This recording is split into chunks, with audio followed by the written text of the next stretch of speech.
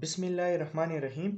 अस्सलाम वालेकुम dear students, मैं हूं आपका टीचर मोहम्मद ज़ुहैब खान और आपको खुशामदीद कहता हूं आपके अपने यूट्यूब चैनल MZK मैथमेटिक्स में।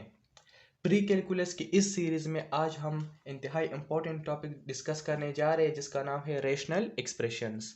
तो इंतहाई इंपॉर्टेंट भी है और आसान भी है। तो चलिए स्टार्ट करते हैं कि रेशनल एक्सप्रेशंस किसे कहते हैं।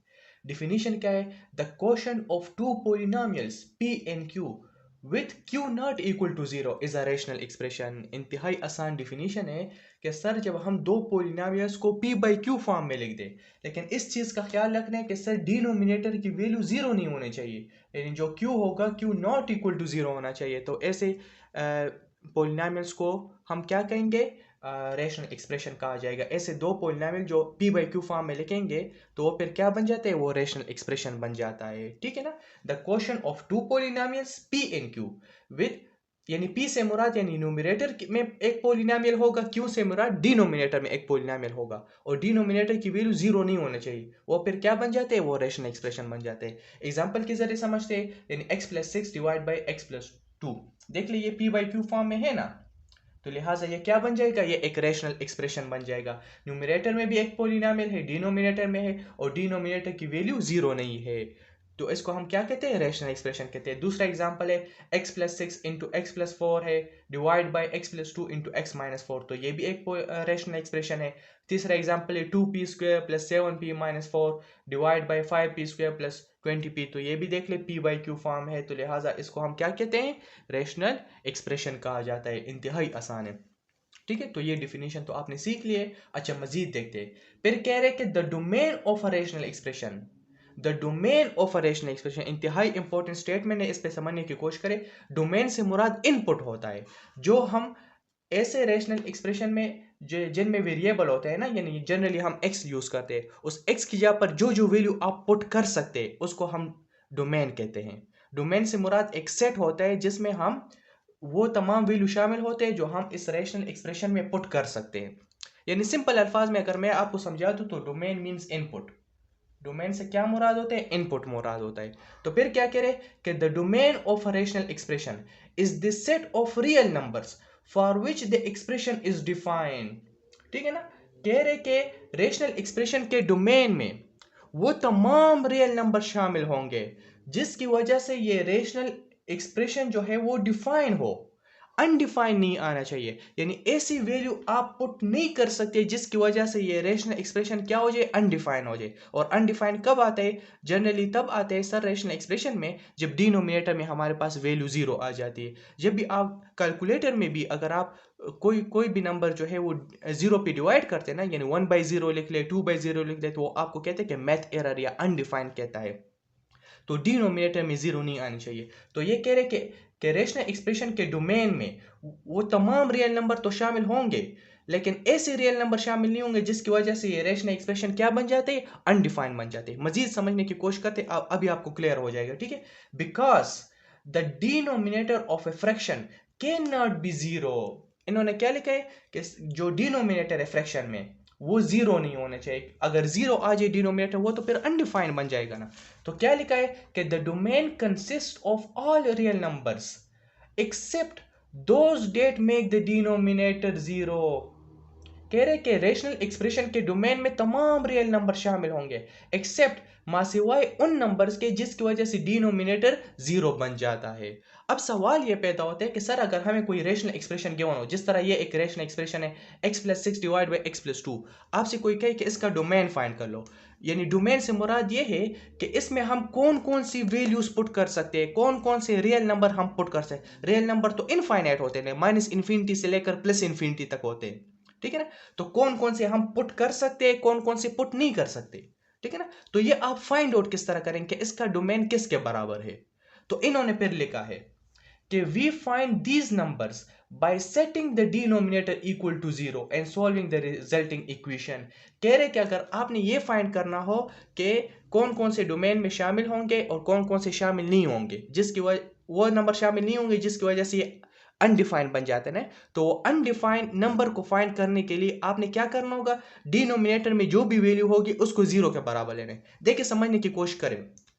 फॉर एग्जाम्पल मुझे पेपर में ये इस तरह एक रेशनल एक्सप्रेशन दिया जाए और मुझे कहा जाए कि find the domain of this rational expression, तो मुझे करना क्या होगा, ये पी बाई क्यू फॉर्म में है ना, न्यूमरेटर में भी एक पॉलिनोमियल है, डिनोमिनेटर में मैं क्या करूंगा, सबसे पहले मैं डिनोमिनेटर में जो भी वैल्यू होगी उसको आपने जीरो के इक्वल लेना है, तो मैं x प्लस 2 को जीरो के इक्वल ले लेता हूं, ठीक है, जीरो के इक्वल ले ले। अब मुझे इसको सॉल्व करना है, सॉल्व से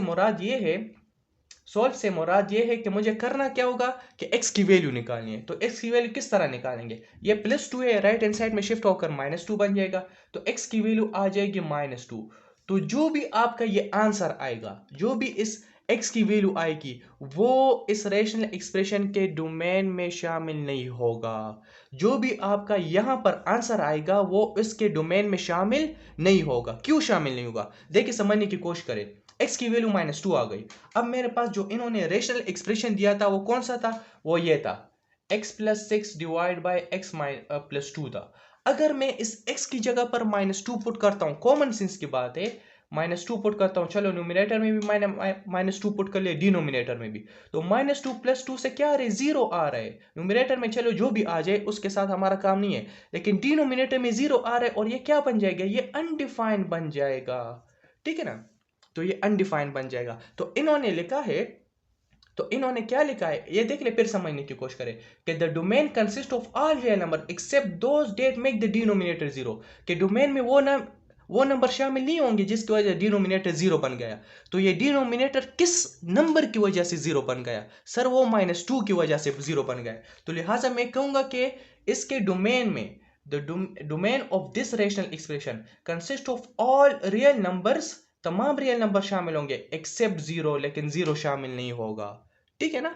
या इस तरह भी लिख सकते हैं कि रियल नंबर एक्सेप्ट जीरो को ब्रैकेट में लिख देते हैं इस तरह, ठीक है ना, कि ऑल रियल नंबर शामिल होंगे लेकिन जीरो शामिल नहीं होगा। आप मेरी बात समझ रहे कि नहीं। या इस तरह भी लिख सकते हैं कि x such that x not equal to zero, ठीक है ना, where x belongs to real numbers, के इसके डोमेन में तमाम रियल नंबर शामिल होंगे लेकिन x जो है वो, सॉरी 2 नहीं, ये मैंने गलत लिखा है, सॉरी जीरो नहीं, माइनस टू में यहाँ पर पुट नहीं कर सकता, यहाँ पर भी मैं माइनस 2 लिख दूँ, sorry. The domain consist of all real number accept minus 2, मैं माइनस 2 इसमें पुट नहीं कर सकता। यहाँ पर भी हो जाएगा कि x such that x is not equal to minus 2 हो जाएगा। बात की समझ आ रही कि मैं तमाम रियल नंबर पुट कर सकता हूँ लेकिन मैं माइनस 2 पुट नहीं कर सकता। माइनस 2 क्यों पुट नहीं कर सकता, क्योंकि सर माइनस 2 की वजह से ये डिनोमिनेटर जीरो के बराबर हो जाएगा और फिर ये अनडिफाइंड केस बन जाएगा। बाकी जो भी वैल्यू आप पुट करना चाहते हैं, चाहे 1 पुट करना चाहते हैं, चाहे 2 3 या इवन 0 पुट करना चाहते हैं, या -1 -100, लेकिन सिर्फ -2 पुट नहीं कर सकते कि इसकी वजह से ये क्या बन जाएगा, ये बन जाएगा आपके पास व्हाट, अनडिफाइंड केस बन रहा है। तो इन्होंने कहा है, फिर समझने की कोशिश करें, इस स्टेटमेंट को मैं दोबारा दोहराता हूं, अभी आपको क्लियर हो जाएगा कि the domain of a rational expression is the set of real numbers for which the expression is defined, के डोमेन में वो तमाम नंबर शामिल होंगे, वो तमाम रियल नंबर जिसकी वजह से एक्सप्रेशन, ये रेशनल एक्सप्रेशन डिफाइन हो।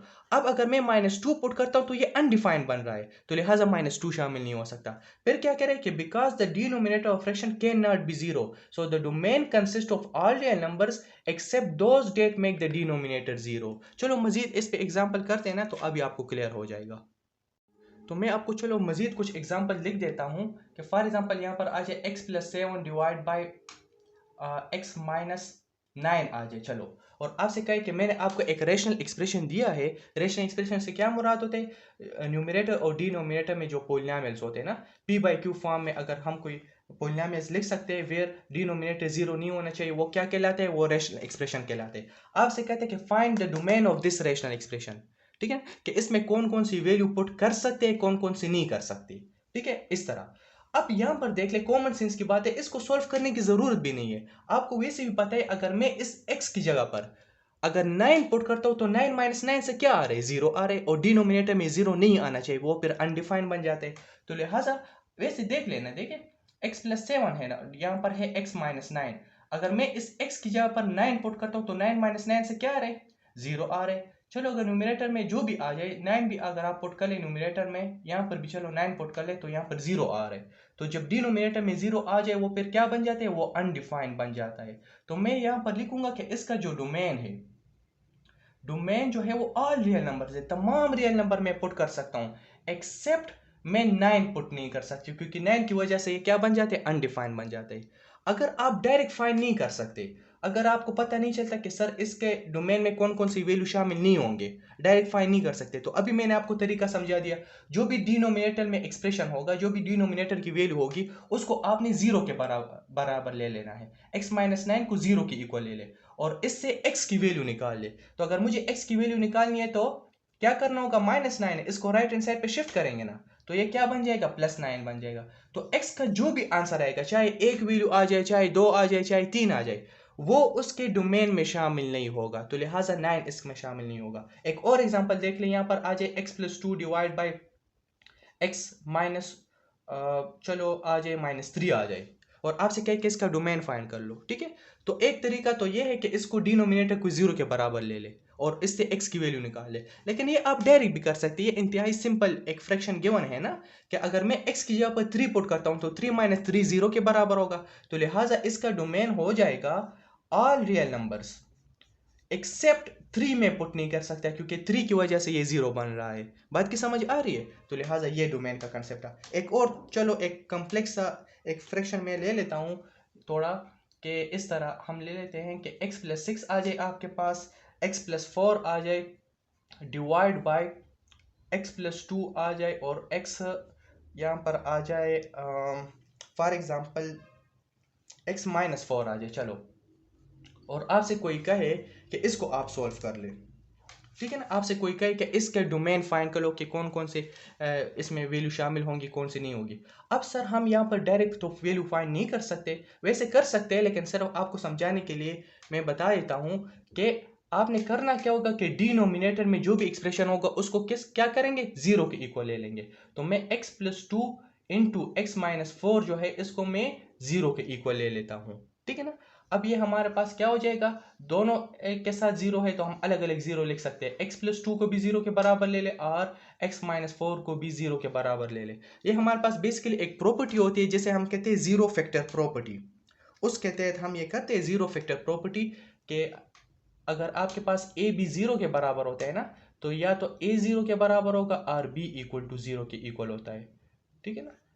तो देख ले ये a है हमारे पास और b है, ये जीरो के बराबर है, तो मैंने a को भी जीरो के बराबर ले लिया और b इक्वल टू जीरो। अब हमारा टारगेट क्या है, सर हमें x की वैल्यू फाइंड करनी है। तो मैं करूंगा क्या, इस x की वैल्यू अगर फाइंड करनी है तो ये +2 है, इसको राइट हैंड साइड में शिफ्ट करके -2 बन जाएगा। ये x-4 है, इसको राइट हैंड साइड पे शिफ्ट करके +4 बन जाएगा, ठीक है। तो x की क्या वैल्यू आ गई, एक आ गई -2, एक आ गई 4।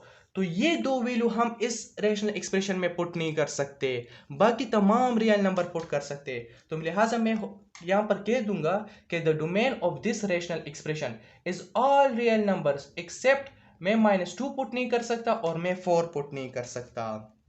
बात की समझ आ रही, क्यों पुट नहीं कर सकता, क्योंकि सर अगर मैंने -2 पुट कर लिया तब भी ये अनडिफाइंड बन जाएगा, डिनोमिनेटर में जीरो आएगा। अगर सर मैंने 4 पुट कर लिया तब भी ये एक्सप्रेशन जो है इसमें जीरो आएगा। किस तरह, चलो आप जरा मुझे वेरीफाई करके बता दे। अच्छा चलो मैं आपको वेरीफाई करता हूँ, यहाँ पर है x+6 इंटू x+4 है, ठीक है। डिनोमिनेटर में है आपके पास x+2, अगर मैं यहाँ पर x यहाँ पर -2 पुट करता हूँ तो -2+2 इंटू x-4 है ना। इन तमाम की जगह पर भी आप -2 पुट कर सकते हैं, लेकिन चलो मैं आपको यहाँ पर सिर्फ डायरेक्ट बता देता हूँ। तो -2+2 से क्या आ रहे, जीरो आ रहे, और जीरो जब इसके साथ मल्टीप्लाई होगा तो डिनोमिनेटर में एज अ होल जीरो आ जाएगा।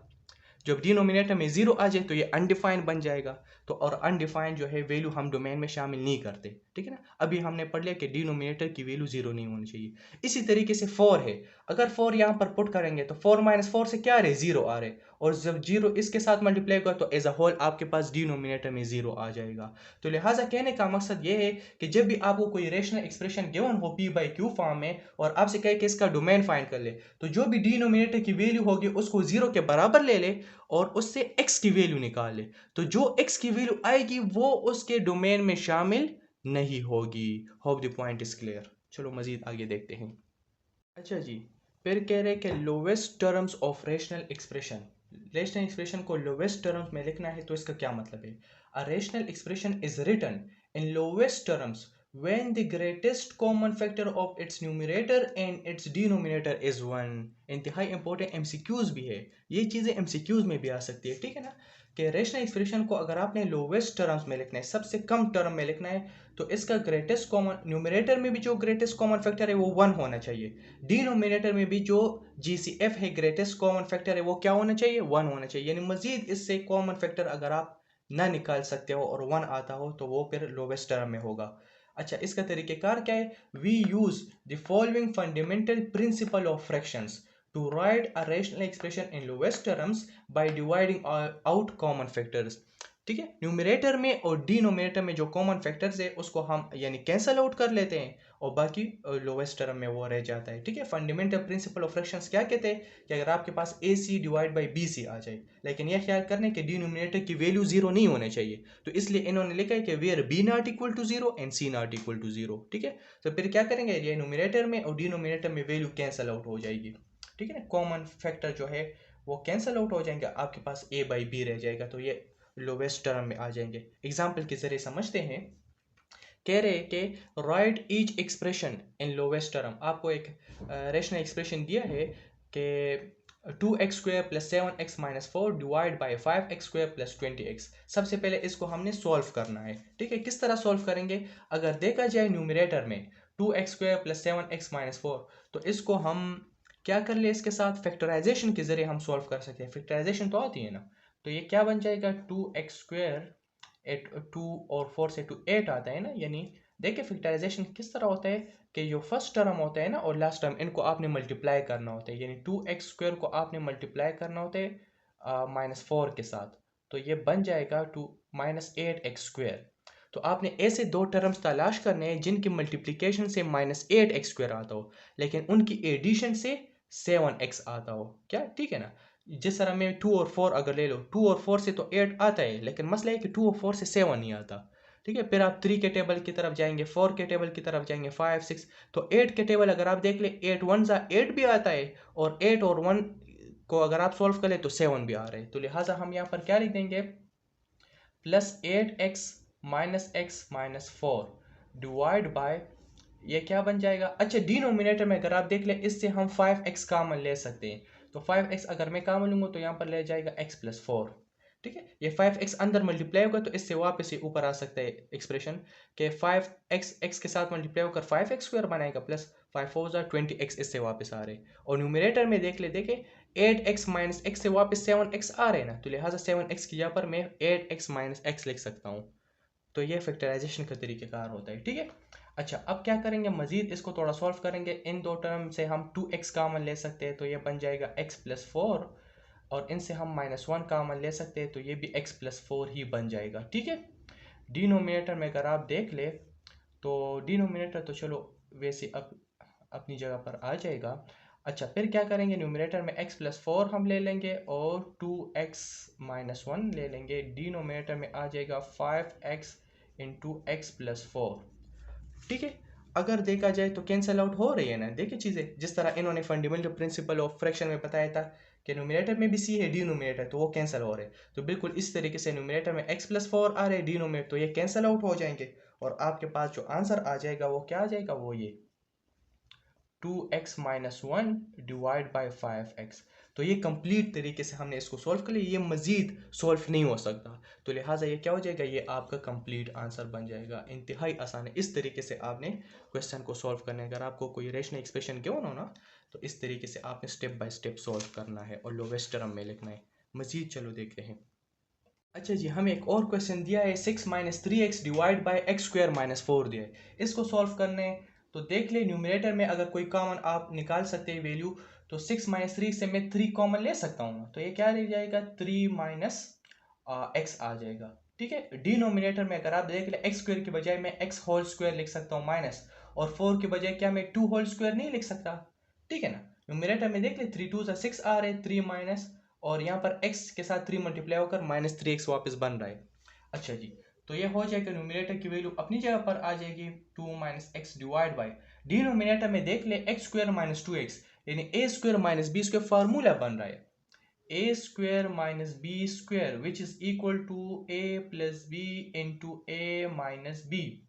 याद है ना आपको? ठीक है, तो इसकी जगह पर मैं लिख सकता हूँ ए स्क्वायर माइनस बी स्क्वायर की जगह पर लिख सकता हूँ ए प्लस बी यानी x plus two into x minus two. बात की समझ आ रही है? अब यहाँ पर देख ले, अब यहाँ पर थोड़ा मसला ये है कि मुझे कैंसलेशन करनी है। न्यूमरेटर में देख ले 2 माइनस एक्स है, लेकिन डिनोमिनेटर में x माइनस टू है। अगर ये भी 2 माइनस एक्स हो जाए तो हम आसानी से कैंसिल कर सकते हैं, न्यूमरेटर और डिनोमिनेटर की वैल्यू को आसानी से कैंसिल आउट कर सकते हैं। तो क्या कर ले ऐसा कि न्यूमरेटर में या तो इस तरह कर ले कि 2 माइनस एक्स से x माइनस टू बना ले ताकि ये दोनों सेम हो जाए, या इस डिनोमिनेटर में जो x माइनस टू है इससे 2 माइनस एक्स बना ले। ठीक है, कुछ ना कुछ करना पड़ेगा ताकि ये वैल्यू सेम हो जाए। तो सेम बनाने के लिए हम इस तरह कर लेते हैं, देखिए समझने की कोशिश करें कि 2 माइनस एक्स है, इस न्यूमरेटर भी मैं -1 मल्टीप्लाई कर लेता हूँ और जो डिनोमिनेटर में वैल्यू है x plus two into x minus two, इसके साथ भी मैं -1 मल्टीप्लाई कर लेता हूँ। ठीक है ना, -1 मल्टीप्लाई कर सकता हूँ ना, देखिए न्यूमरेटर में -1 है, डिनोमिनेटर तो ये कैंसिल हो जाएगा, इससे वापस से ऊपर वाला एक्सप्रेशन आ सकता है। तो लिहाजा अगर मैं -1 मल्टीप्लाई कर लूँ तो कोई मसला नहीं है न्यूमरेटर और डिनोमिनेटर के साथ। देखिए जब ये कैंसिल आउट हो जाएंगे इससे वापस से ऊपर वाला एक्सप्रेशन आ सकता है, तो लिहाजा मैं मल्टीप्लाई कर सकता हूँ। तो आपने यहाँ पर रीज़न देना होगा कि मैंने मल्टीप्लाई किया, मल्टीप्लाइंग न्यूमरेटर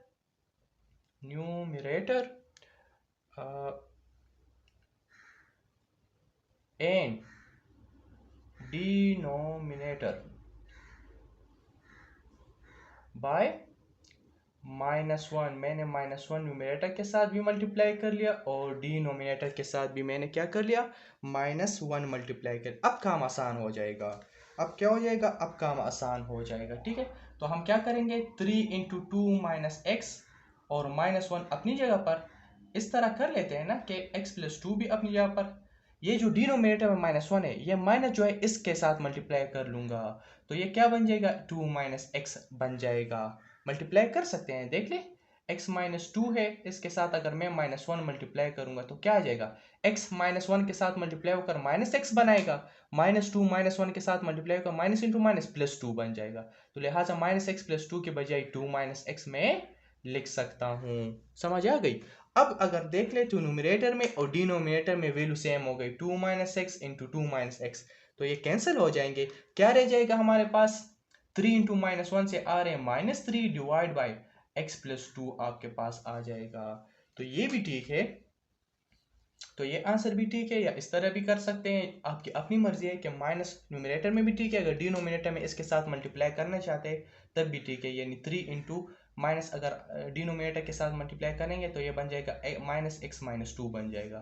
तो बहरहाल दोनों ठीक है, तो ये आपका कंप्लीट आंसर हो जाएगा, ये मज़ीद सॉल्व नहीं हो सकता, तो ये आपका आंसर बन जाएगा। अच्छा जी, मल्टीप्लिकेशन एंड डिवीजन क्या कह रहे हैं कि for fractions a by b and c by d, लेकिन ख्याल करने के डिनोमिनेटर में वैल्यू जीरो नहीं होने चाहिए, यानी b भी जीरो नहीं होना चाहिए और d जो है वो भी नॉट इक्वल टू जीरो होना चाहिए। The following hold, a by b multiply c by d अगर आ जाए, यानी दो फ्रैक्शंस का अगर आपने प्रोडक्ट लेना हो तो किस तरह लेंगे सर, न्यूमरेटर न्यूमरेटर के साथ मल्टीप्लाई कर ले, डिनोमिनेटर डिनोमिनेटर के साथ मल्टीप्लाई कर ले, ए सी बाई बी डी के बराबर हो जाएगा। ठीक है, और अगर ये इन्होंने तो इस तरह लिखे है, लेकिन अगर कैंसलेशन हो रही है कैंसलेशन भी कर सकते हैं, न्यूमरेटर डिनोमिनेटर में कैंसलेशन हो या इस तरह बाई क्रॉस अगर कोई कैंसलेशन हो रही है, ए डी के साथ कैंसिल हो रहे तो वो भी, उसमें भी कोई मसला नहीं है, वो कैंसिल आउट आप कर सकते हैं। ठीक है, इसी तरीके से अगर आपने प्रोडक्ट लेना है, सॉरी अगर आपने क्या करना है, डिवाइड करना है दो फ्रैक्शंस को, a by b divide by c by d, तो किस तरह करेंगे, ए बाई बी अपनी जगह पर आ जाएगा, ये डिवीजन सिंबल इसको आपने मल्टीप्लिकेशन में चेंज करना है, और ये जो दूसरा फ्रैक्शन होगा इसका आपने रिसिप्रोकल लेना है, यानी c बाई डी जो है ये d बाई सी बन जाएगा।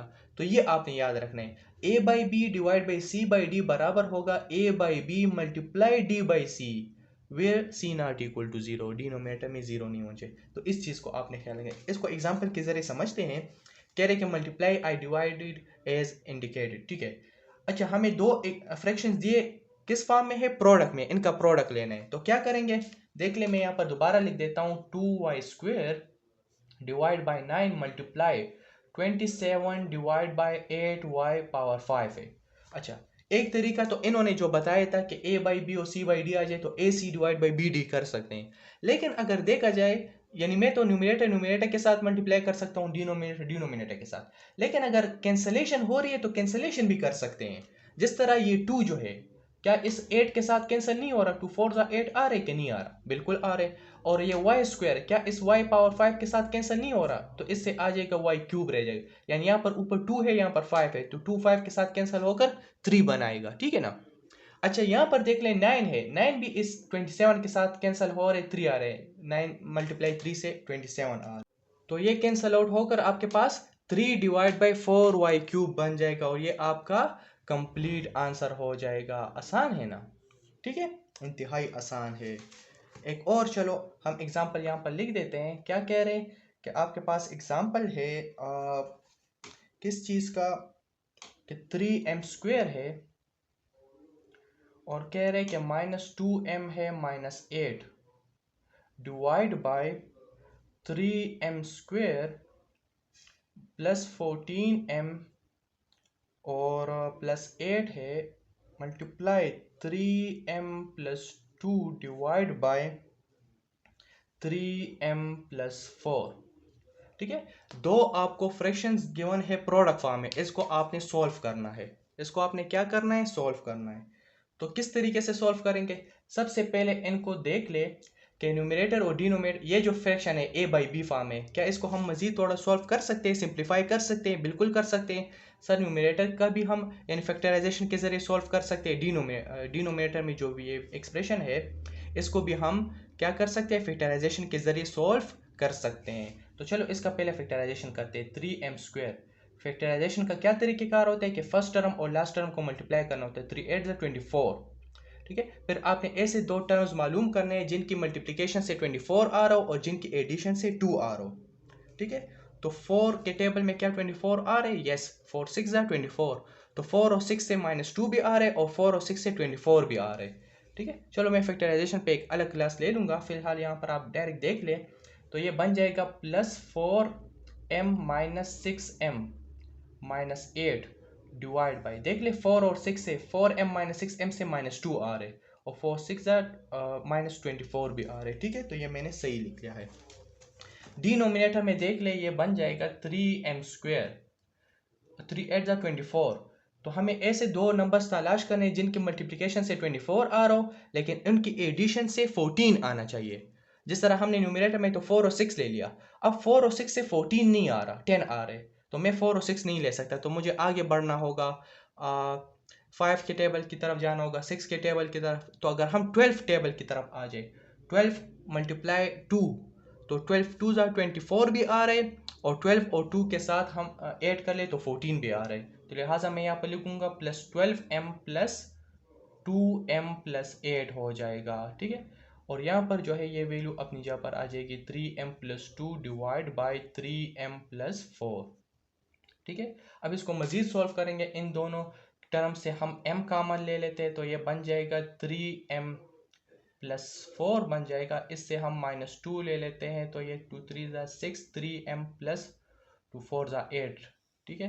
डिनोमिनेटर में इससे हम 3m कॉमन ले सकते हैं, तो ये बन जाएगा m + 4, 3 4 12 होता है ना, और इससे हम 2 कॉमन ले सकते हैं, तो इससे भी m + 4 आ जाएगा। और यहाँ पर 3m + 2 डिवाइड बाई 3m + 4 अपनी जगह पर आ जाएगा। आपको पता किस तरह चलेगा कि न्यूमरेटर में जो हमने ये जो दो टर्म्स लेके आए ना, ये फैक्टराइजेशन की है, ये सही है कि गलत है? अगर ये ब्रैकेट के अंदर जब आप कॉमन ले ले और ब्रैकेट के अंदर वैल्यू सेम आ जाए तो मतलब है कि आपने फैक्टराइजेशन ठीक की है। जिस तरह यहाँ पर भी 3m + 4 आया, यहाँ पर भी 3m + 4, तो मैंने फैक्टराइजेशन ठीक की है। डिनोमिनेटर में देखिए m + 4 इधर भी आया, m + 4 इधर भी है। जब आप कॉमन ले ले और ब्रैकेट में जो वैल्यू सही आ जाए, दोनों की जगह पर कॉमन आ जाए, तो फिर आप सेटिस्फाई हो जाए कि आपने फैक्टराइजेशन ठीक की है। तो ये क्या बन जाएगा? 3m + 4 को आप लिख देंगे और इंटू m - 2 को लिख देंगे डिवाइड बाय, ये बन जाएगा m + 4 और 3m + 2। अच्छा जी, यहाँ पर बन जाएगा 3m + 2 डिवाइड बाई 3m + 4, ठीक है। अब देख ले क्या इसमें कैंसलेशन हो रही है कि नहीं हो रही, हो रही है कि नहीं। अगर देखा जाए डिनोमिनेटर में 3m + 2 है, यहाँ पर भी 3m + 2 है, तो मैं कैंसिल कर सकता हूँ क्योंकि दरमियान में प्रोडक्ट है ना, तो आप कैंसिल कर सकते हैं। न्यूमरेटर में 3m + 4 है, डिनोमिनेटर में 3m + 4 है, तो ये भी कैंसिल आउट हो सकता है। आपके पास क्या रह जाएगा सर? हमारे पास रह जाएगा सिर्फ क्या, अगर देखा जाए न्यूमरेटर में हमारे पास यहाँ पर m-2 और डिनोमिनेटर में m+4 रह जाएगा, ठीक है। और ये आपका कंप्लीट आंसर बन जाएगा, ये आपका क्या हो जाएगा, कंप्लीट आंसर हो जाएगा। तो मैं उम्मीद करता हूँ कि आपको भी इस एग्जाम्पल की समझ आ गई होगी। इस तरीके से आपने इन रेशनल एक्सप्रेशंस को सॉल्व करना है और सिंप्लीफाई करना है, लोवेस्ट टर्म में लिखना है, ठीक है। अच्छा जी, लास्ट टॉपिक है हमारे पास कॉम्प्लेक्स फ्रैक्शंस। कॉम्प्लेक्स फ्रैक्शन क्या होते हैं? The quotient of two rational expressions is a complex fraction. The quotient of two rational expression, यानी सर न्यूमरेटर में भी एक रेशनल एक्सप्रेशन हो और डिनोमिनेटर में अलग एक रेशनल एक्सप्रेशन हो, उसका अगर आप क्वोशंट ले ले, यानी p बाई क्यू फॉर्म में लिख ले, न्यूमरेटर में भी एक रेशनल एक्सप्रेशन आ जाए, डिनोमिनेटर में एक रेशनल एक्सप्रेशन आ जाए, तो वो फिर क्या बन जाते हैं? वो कॉम्प्लेक्स फ्रैक्शन बन जाता है। एग्जाम्पल के जरिए समझने की कोशिश करें, देख लेना। यानी p बाई न्यूमरेटर में भी एक रेशनल एक्सप्रेशन गिवन है, डिनोमिनेटर में भी गिवन है, तो ये फिर क्या होगा? ये कॉम्प्लेक्स फ्रैक्शन होगा। इससे पहले हमने सिंपल एक रेशनल एक्सप्रेशन पढ़ा था ना, यानी उसमें न्यूमरेटर में एक पोलिनोमियल गिवन होता था, डिनोमिनेटर में भी एक पोलिनोमियल। यहाँ पर देख ले, न्यूमरेटर में अलग एक रेशनल एक्सप्रेशन है, डिनोमिनेटर में अलग एक रेशनल, तो इनकी कॉम्बिनेशन से हमारे पास क्या बन जाता है? इनका अगर आप क्वोशंट ले ले, डिवाइड फॉर्म में लिख ले, तो ये कॉम्प्लेक्स फ्रैक्शन कहलाता है। इसके सॉल्व करने का क्या तरीका है? वही तरीकेकार है, इंतहाई आसान है, ठीक है ना। तो घबराने की जरूरत नहीं, चलो इसको हम थोड़ा सॉल्व कर लेते हैं। इस तरह कोई क्वेश्चन आ जाए, a divide by a plus 1 plus 1 divide by a, और होल डिवीजन है, फिर लिखा है 1 divide by a plus 1 divide by a plus 1। तो इसको किस तरह सॉल्व करेंगे? हम यहाँ पर लिखेंगे a divide by a plus 1, जो न्यूमरेटर में रेशनल एक्सप्रेशन है उसको आप लिख ले, और यहाँ पर ये जो सिंबल आपको नजर है ये डिवीजन का है, तो मैं इस सिंबल के बजाय डिवाइड बाई भी लिख सकता हूँ, बात एक ही ना, ये भी डिवीजन का सिंबल है, ये भी है, तो मैं इसको यहाँ पर लिख देता हूँ। और डिनोमिनेटर में जो एक्सप्रेशन है उसको भी हम लिख देते हैं, rational expression 1 divide by a plus 1 divide by a plus 1।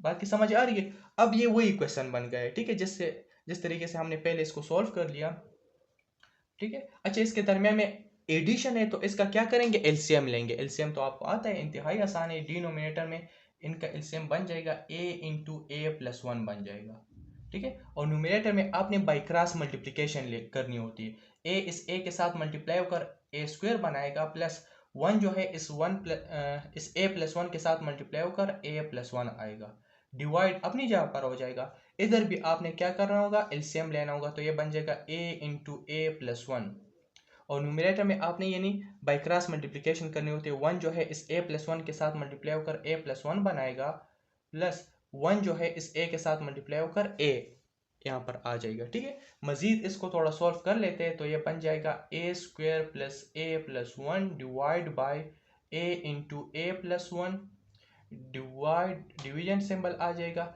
अच्छा, यहाँ पर a प्लस ए है ना, तो ये बन जाएगा 2a plus 1 divide by a into a plus 1 आ जाएगा, ठीक है। अब क्या करना है, जब ये कंप्लीट तरीके से आप सिंप्लीफाई कर ले, ठीक है, अलग अलग इस रेशनल एक्सप्रेशन को अलग सिंप्लीफाई कर ले, इसको अलग सिंप्लीफाई कर ले, फिर बाद में आपने क्या करना होगा? A square plus a plus 1 divide by a into a plus 1। अब आपने क्या करना, ये डिवीजन जो है ये मल्टीप्लिकेशन में चेंज कर लेंगे। हमने पढ़ा था ना कि दो फ्रैक्शंस का अगर आपने क्वोशंट लेना हो, ठीक है, तो हमने क्या पढ़ा था कि वो जो है क्या करेंगे उसके साथ, जो मैंने आपको लिखा था कि अगर आपने दो फ्रैक्शन का डिवाइड करना हो, तो जो दूसरा फ्रैक्शन है उसका आपने रिसिप्रोकल लेना होगा। ये डिवीजन जो है मल्टीप्लिकेशन में चेंज हो जाएगा, और ये c बाई डी जो है ये d बाई सी बन जाएगा, इसका रिसिप्रोकल लेंगे, तो ये बन जाएगा a into a plus 1 divide by 2a plus 1 बन जाएगा। इस तरीके से लेंगे, जब भी डिवीजन मल्टीप्लिकेशन में चेंज होगी तो इस दूसरे फ्रैक्शन का आपने रिसिप्रोकल लेना है। अब अगर आप देख ले, क्या इसमें कैंसलेशन हो रही है? बिल्कुल हो रही है। a into a plus 1 a into a plus 1 के साथ कैंसिल हो जाएगा। आपके पास क्या रह जाएगा सर? आपके पास रह जाएगा a square plus a plus 1 divide by 2a plus 1 रह जाएगा, और यही आपका क्या हो जाएगा? कंप्लीट आंसर बन जाएगा, कंप्लीट आंसर बन जाएगा। तो कॉम्प्लेक्स फ्रैक्शन क्या होते हैं? कॉम्प्लेक्स फ्रैक्शन वही है, लेकिन सिर्फ वो उस फ्रैक्शन को थोड़ा कॉम्प्लेक्स तरीके से आपको गिवन होते हैं। न्यूमरेटर में भी एक रेशनल एक्सप्रेशन और डिनोमिनेटर में भी होते हैं। So the quotient of two rational expression is a complex fraction कहलाता है, ठीक है। तो मैं उम्मीद करता हूँ कि आपको आज के लेक्चर की कंप्लीट समझ आ गई होगी। आज के लेक्चर में हमने रेशनल एक्सप्रेशन पढ़ा, उस पर एग्जांपल कर लिए, डोमेन किस तरह फाइंड करेंगे कि डिनोमिनेटर में जो भी एक्सप्रेशन गिवन हो तो उसको जीरो के बराबर ले ले, जो एक्स की वैल्यू आ जाए ना उसको आपने उसके डोमेन में शामिल नहीं कराना है, बाकी तमाम रियल नंबर शामिल हो जाएंगे। ठीक है, हमने मल्टीप्लिकेशन एंड डिवीजन पढ़ा, तमाम क्वेश्चन हमने कर लिए। तो मैं उम्मीद करता हूँ कि आपको आज के लेक्चर की कंप्लीट समझ आ गई होगी, मज़ा भी आया होगा। फिर भी कोई क्वेश्चन हो, किसी स्टेप की समझ ना आई हो, किसी टॉपिक की समझ ना आई हो, तो बिल्कुल आप कमेंट सेक्शन में पूछ सकते हैं, मैं इंशाल्लाह आपको ज़रूर रिप्लाई दूंगा। सो आज के लिए इतना काफ़ी है, फिर मुलाकात होगी नेक्स्ट सेक्शन में, तब तक के लिए wish you all the best, thank you, अस्सलाम वालेकुम।